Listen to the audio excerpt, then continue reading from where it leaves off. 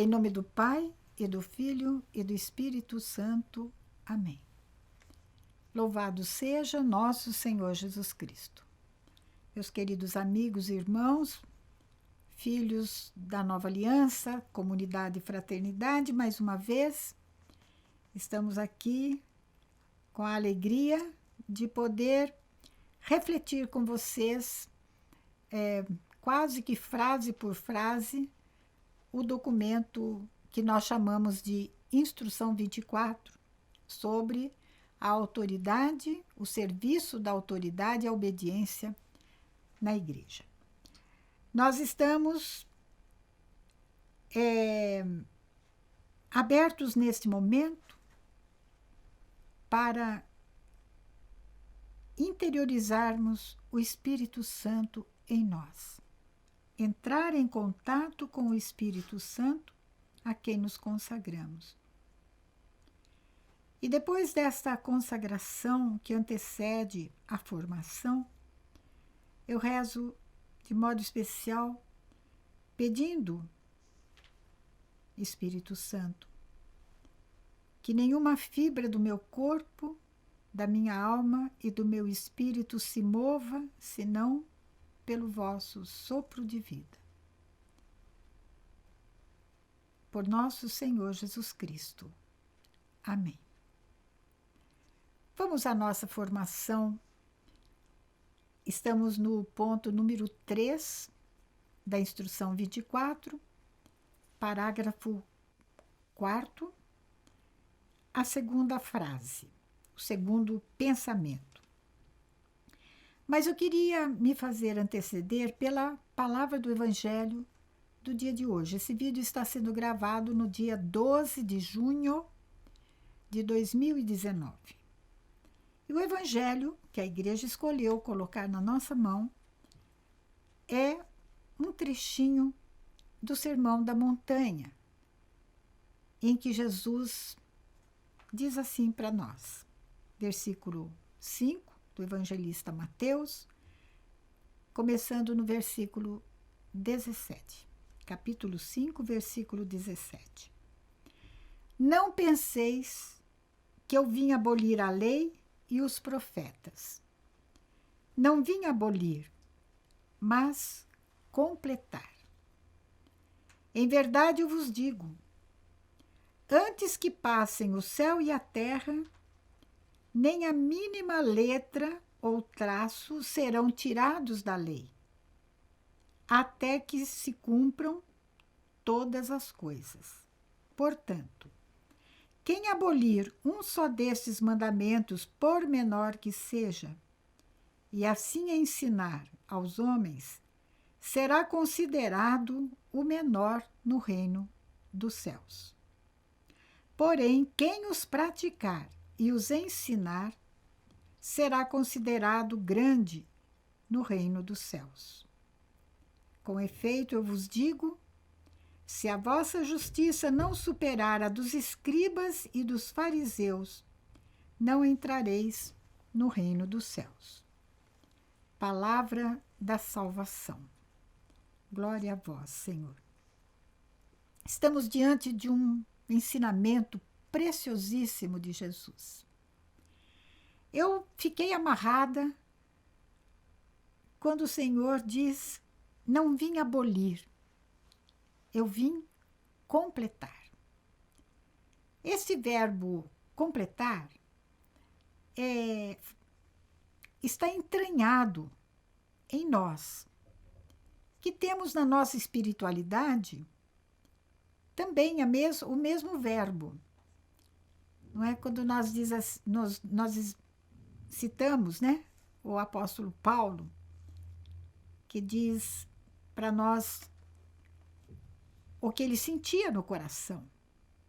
Alegro-me nos sofrimentos e completo na minha carne, etc. Completar.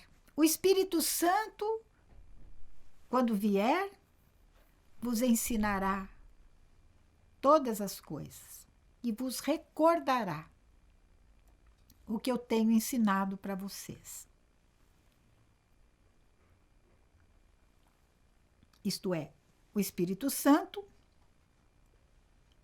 que agiu com o Pai e o Filho desde a criação do mundo, agora vai ser derramado, foi derramado sobre todo o universo, sobre toda a humanidade, sobre aquele primeiro núcleo que Jesus formou durante 3 anos. Foi derramado o Espírito Santo para completar a obra que Jesus veio instalar neste mundo. É muito importante que nós nos sintamos membros desta família que Jesus veio criar aqui neste mundo, a família do Pai, irmãos de Jesus, nos sintamos herdeiros da missão de Jesus, nos deixando mover pelo Espírito Santo para colaborar, para fazer com que o reino de Deus seja cada vez mais completado na vida das pessoas que têm contato conosco. Então, Jesus diz: eu não vim abolir a lei, eu não vim abolir o decálogo, eu não vim abolir a palavra de Deus, eu vim completar, eu vim levá-la a pleno cumprimento. E com o que Jesus completa as 10 palavras do Pai? Completa não acrescentando mais leis, como fizeram os fariseus, normas, regulamentos. Jesus completou no modo como ele cumpriu a vontade do Pai. O que é o decálogo, senão a expressão da vontade de Deus para que a humanidade caminhe em união com ele e coesa entre si, entre os membros dessa humanidade.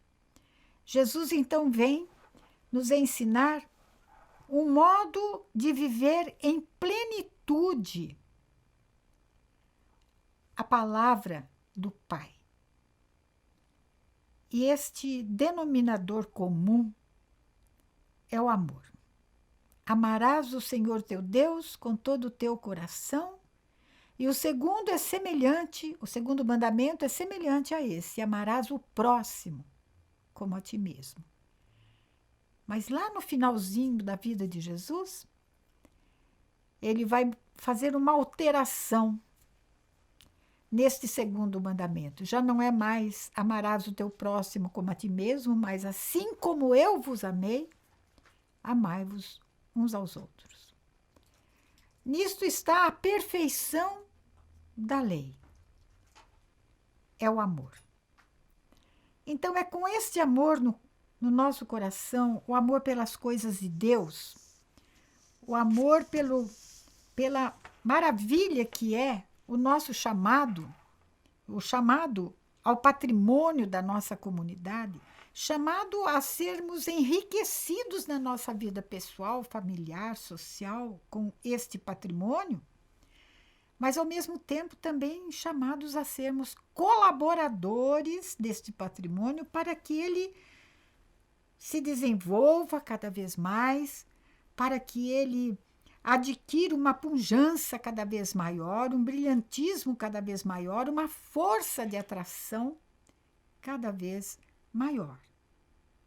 Essa força de atração não vem porque instruímos as pessoas sobre o nosso patrimônio, mas quando elas nos virem viver aquilo que nós procuramos ensinar, aí sim que as coisas vão começar a pegar, entre aspas. Então, caminhando um pouquinho mais nessa instrução preciosa, muito preciosa, que a igreja nos brindou, né, em 2008, imagina, 11 anos. Nós vamos agora comentar um pouquinho o ponto número 3, parágrafo 4º, na letra B. Mas é preciso que eu recapitule com vocês o vídeo 9, o vídeo anterior. Então, no parágrafo que comentamos neste vídeo 9 anterior, está escrito assim: o modo de se entender e se viver o exercício da autoridade e da obediência não é o mesmo. Já vimos que, no passado, a humanidade tinha uma visão sobre autoridade e aquele que manda e aquele que obedece muito diferente do conceito que nós temos hoje de autoridade e obediência. A distância é muito grande, tanto dentro da igreja como na própria sociedade. Continua o documento. Essa variação também é de acordo com a índole, o espírito da fundação de cada realidade eclesial. Falamos no vídeo passado sobre a primeira de algumas causas desse distanciamento. Se foi positivo ou negativo, vamos deixar para depois. Mas a primeira causa seria que hoje a humanidade toma consciência sobre o valor da pessoa humana, da singularidade de cada um, a preciosidade que é a vida de cada indivíduo na sua liberdade, na sua constituição, como ser humano, como obra-prima da criação de Deus.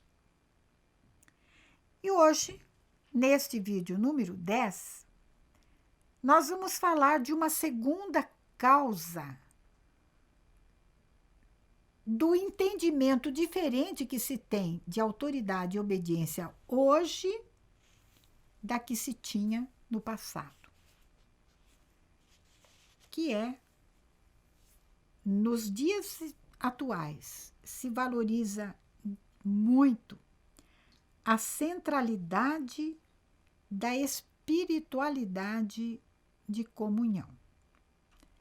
Nós poderíamos dizer que o novo nome da pobreza evangélica poderia ser o espírito de comunhão, o espírito de partilha, com a valorização dos meios, dos instrumentos que ajudam, que fomentam essa espiritualidade de comunhão e de partilha. Quando eu estava passando a limpo as coisas que eu tinha como roteiro, escrito como roteiro para falar para vocês, me veio à mente que, momento algum, eu me referi à comunhão como partilha dos bens materiais. Eu acho que no momento em que a pessoa entendeu o valor de uma espiritualidade que sabe compartilhar, sabe pôr em comum os dons, os carismas, as graças que Deus concede para ela, espirituais, ela vai chegar à partilha, à comunhão dos bens materiais. O que muitas vezes espanta as pessoas, num primeiro momento, é a urgência que as realidades eclesiais têm de sobrevivência, de subsistência, e fica fazendo muito apelo de uma ajuda econômica, de uma ajuda financeira, para se manter e poder levar adiante a sua missão. É claro que a gente não dispensa esse tipo de comunhão, mas não é o prioritário. O mais importante é se criar o intercâmbio entre as pessoas. É cada uma sentir que ela tem ideais para partilhar com outros irmãos da mesma comunidade. Ela tem ideias para colocar em comum, para ajudar a que a missão seja cada vez mais profundamente vivida e cada vez mais expansivamente vivida. A comunhão leva as pessoas também a fazerem propostas para os organismos internos das comunidades, os colegiados, né? As assembleias gerais. É muito importante que haja um espaço em que as pessoas possam sentirem-se entrelaçadas umas às outras, em instrumentos, se sintam instrumentos.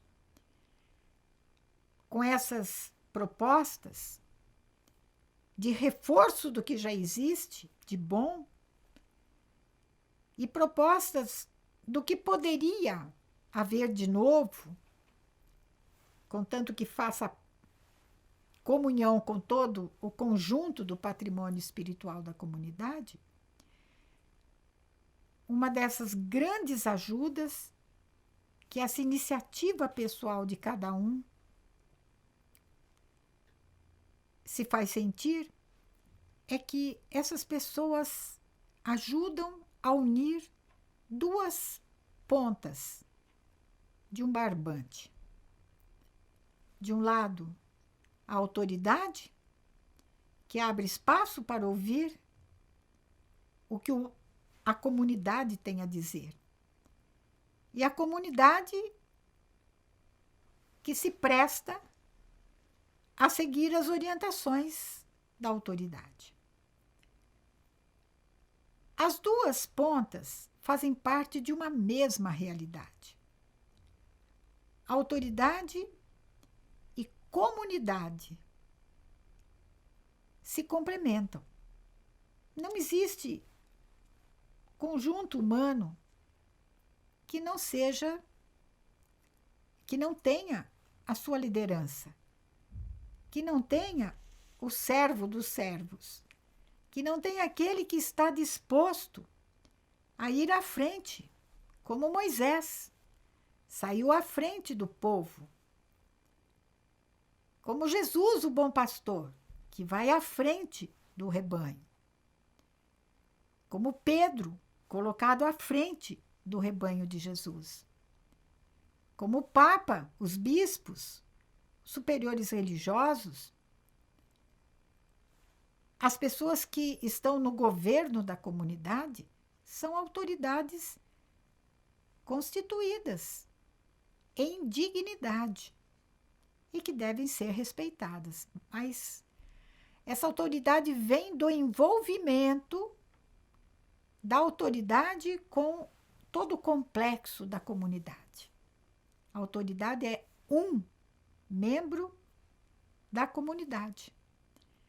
Então, não está fora da comunidade. Ela está inserida na comunidade.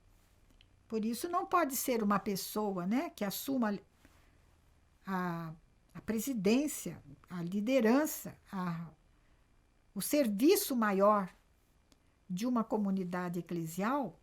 Não pode ser uma pessoa que não comungue os ideais da própria igreja, que não entendeu ainda direito as exigências do próprio dom do Espírito Santo para aquele grupo, que nós chamamos de patrimônio espiritual.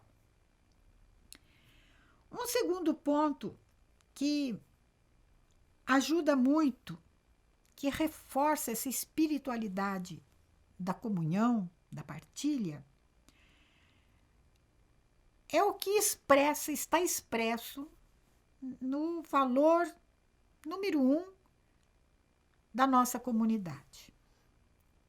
Quero lembrar vocês que nós criamos uma sigla cujo início, né, forma a palavrinha foco, que resume os nossos 4 valores: a fraternidade, a obediência, a comunidade, a comprometimento e a organização.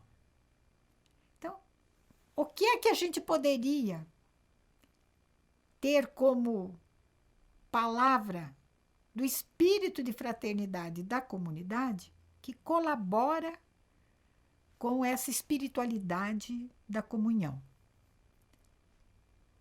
É o que está no enunciado, na conceituação. Buscar sempre juntos. Crescer sempre juntos. Passar pelas tribulações juntos. Ninguém pode cair fora do barco quando a coisa aperta. Quando somos... Vocês se lembram da notícia há muitos anos atrás, uns 10 anos acho que já faz, encalhou um transatlântico lá nas costas da Itália, chegou muito perto da costa, para que o povo visse melhor a paisagem, né? E acabou encalhando e virou. O povo foi socorrido, saiu, né? Todo mundo correu. E no meio da turma que corria estava o comandante do navio, que é o último que sai. De um barco que está afundando, o último que sai é o comandante. Que coisa, né? Eu me lembro que no começo das novas comunidades, a gente sabia cada história, né, verdadeiras, não eram invenções, não. Tal grupo, nem lembro o nome mais, mas me lembro desse caso. A senhora imagina o grupo maravilhoso, formado, bem bonitinho. O fundador saiu da comunidade. Meu Deus! A comunidade acabou? Não acabou. Porque se é obra de Deus, não é obra da carne, não é obra. Conta com o humano. Certamente foi um baque para essa comunidade.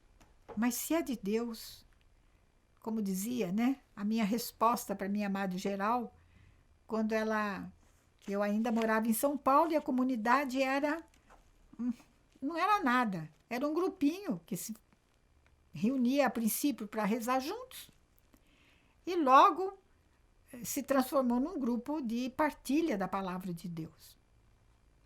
Era um início. Não tínhamos nem 3 anos de idade. Íamos fazer 3 naquele ano. A amada geral me perguntou se eu poderia aceitar uma transferência de casa, sem prejudicar aquilo que ela sentia que era uma semente de alguma coisa maior. E eu me lembro que eu disse para ela: superiora, comigo ou sem mim, se a obra é de Deus, ela vai para frente. Se não é de Deus, eu posso estar lá e ela vai acabar. Eu aceito a transferência.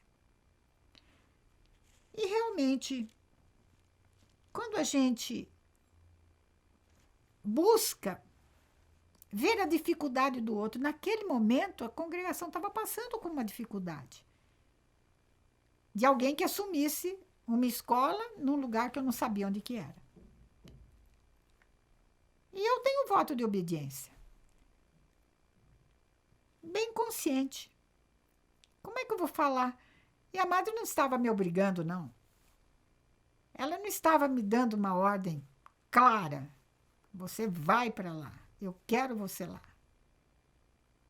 É muito grave quando uma autoridade precisa usar de força para dizer que a vontade de Deus é aquela. Ou expressar uma necessidade.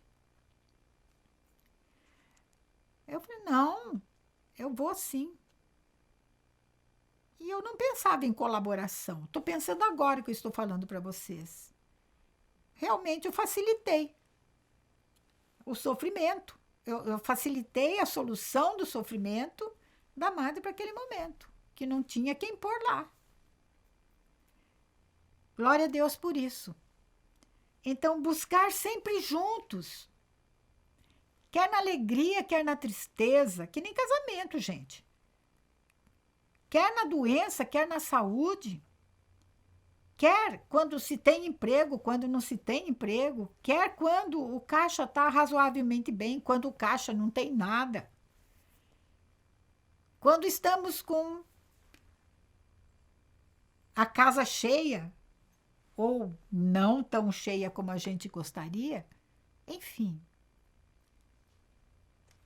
Estar em comunhão, não abandonar o barco. Eu me lembro que, naquele caso do transatlântico que estava encalhado, eu não sei se era a polícia que gritava para o comandante, ou era o dono do navio, que falava, torne indietro, schettino, torna indietro, quer dizer, volta para o barco, meu filho, você não pode sair e largar o barco afundando sozinho. Esse espírito de fraternidade para nós, gente, tem um valor maravilhoso. A gente pensa nas nossas partilhas, quanto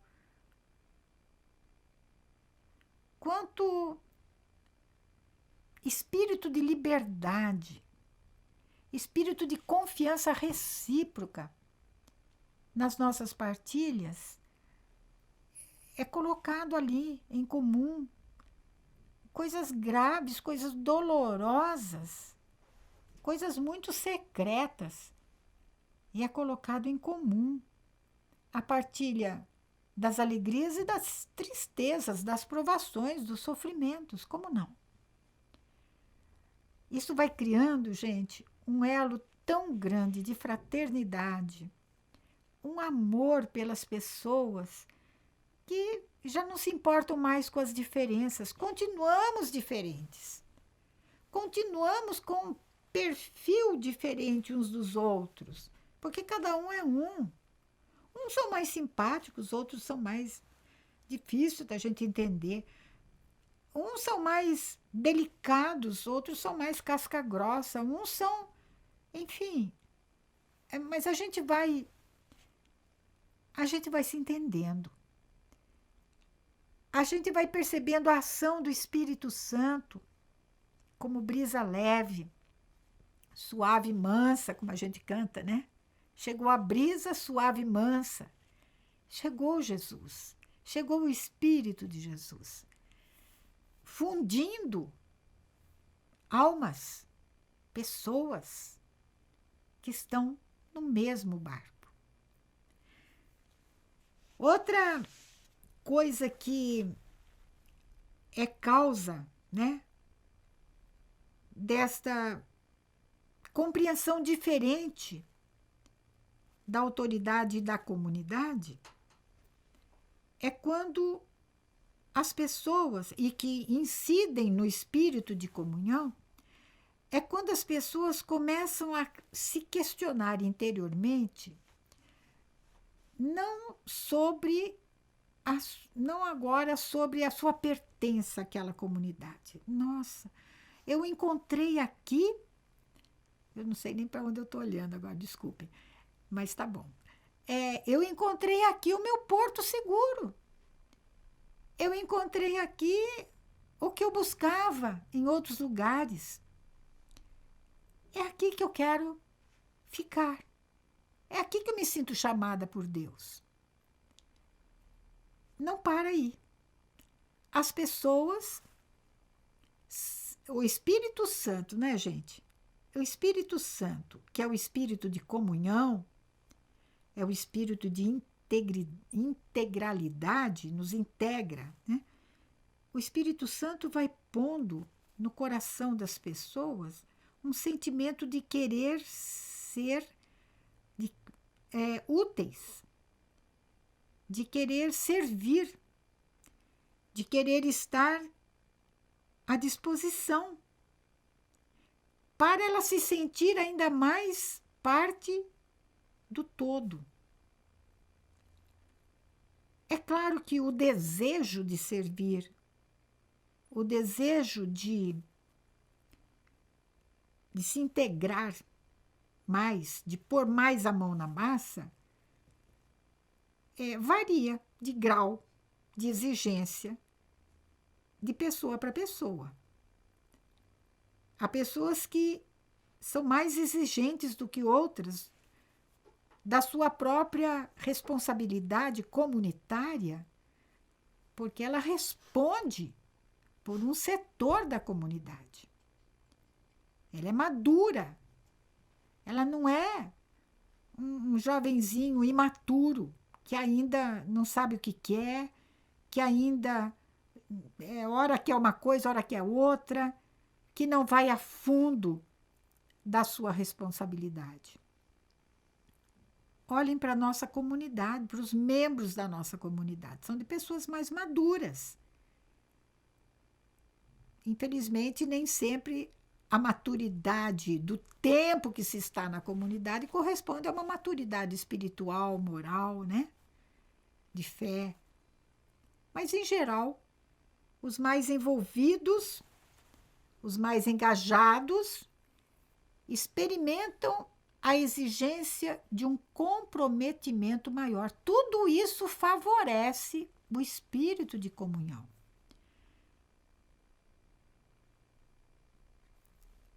O espírito de comprometimento. É uma grande colaboração para que a autoridade não tenha que rezar em cima de milho quando tem que tomar alguma decisão, porque não sabe com quem pode contar, com seriedade, para tal serviço. Não pode ser assim entre nós. Entre nós não pode ser assim. Nós temos que ser um alívio para a carga do outro. E isto supõe uma disponibilidade do nosso coração. Pessoas envolvidas entre si, em comunhão entre si, que sabem que podem contar umas com as outras. Segundo esse nosso valor, o comprometimento, existe uma expressão que está dentro da conceituação também. Trata-se de uma adesão ao serviço, buscando em tudo a unidade, no amor. Buscar em tudo a unidade no amor. Como eu disse no começo, estamos no ano 2019. No dia 7 de junho deste mês, nós programamos, organizamos, realizamos o Festival de Caldos, que substitui a festa junina. Foi um sucesso maravilhoso. Um sucesso, sobretudo, na oportunidade que nós tivemos de mostrar um pouco mais para pessoas que nunca pisaram aqui na nossa sede a cara da comunidade. Tivemos oportunidade de ir de mesa em mesa, não só eu, as pessoas envolvidas. O serviço foi muito bem prestado, a organização foi maravilhosa, o envolvimento das pessoas foi muito responsável. Uma glória para o reino de Deus. Por que o sucesso? Primeiro, porque a graça de Deus foi abundante, mas as pessoas foram muito abertas à graça do Senhor, ao sacrifício também. É fácil organizar uma festa para quase 200 pessoas? Não, não é. Fora o que saiu fora do controle. Saiu, graças a Deus. que a procura foi maior do que aquilo de espaço que pudemos oferecer, mas foi muito bom. Mas qual foi a razão do sucesso? A graça de Deus que encontrou corações que estão unidos no amor, pelo vínculo da caridade. Então, as pessoas de uma realidade eclesial, como é o tipo a nossa comunidade, é assim que devem ser instruídas. Isso tudo tem a ver com o exercício da autoridade e o exercício da obediência. Todos têm que obedecer. Todos têm que se sentir agarrados à paixão por fazer a vontade de Deus. E isso vai se transbordar num efeito muito grande. O que é que ajuda a manter este foco? A preocupação por não romper a comunhão. A preocupação por não romper a unidade da nossa comunidade. O que é que ajuda isso? É quando todos buscam conhecer, amar, servir, reconhecer com espírito de gratidão a herança, o patrimônio espiritual que Deus colocou na mão de cada um. Na mão de um, colocou um aspecto mais saliente do que o outro. Na mão do outro, colocou um outro aspecto do patrimônio. E é esse conjunto de diferenças que vai formar não uma uniformidade. Não somos uniformes, mas somos unidos. E isto facilita demais a que a comunidade seja realmente um lugar onde a vida e a liberdade, grandes dons de Deus, sejam experimentados na sua plenitude. Vamos ao compromisso da semana. Depois de assistirmos esse vídeo, silencie o seu coração. Perscrute o apelo que Deus fez no seu interior. Em que momento você se encontrou? Se você precisar, ao longo da semana, volte a assistir este mesmo vídeo e procure ver o contexto daquilo que eu falei que tocou o seu coração. Segundo ponto, quais atitudes práticas você tem experimentado e que colabora com essa espiritualidade da comunhão?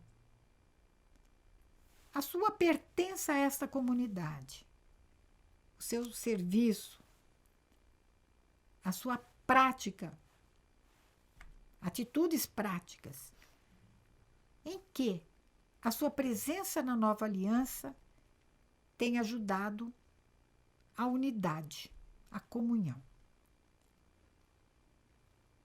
E o que você acha que os fraternos da sua missão, seja os que estão em discernimento, na formação inicial, na formação permanente, qual é o valor que você, qual é o ponto de admiração que você tem pelos seus irmãos de fraternidade, cujo ponto favorece demais essa espiritualidade da comunhão?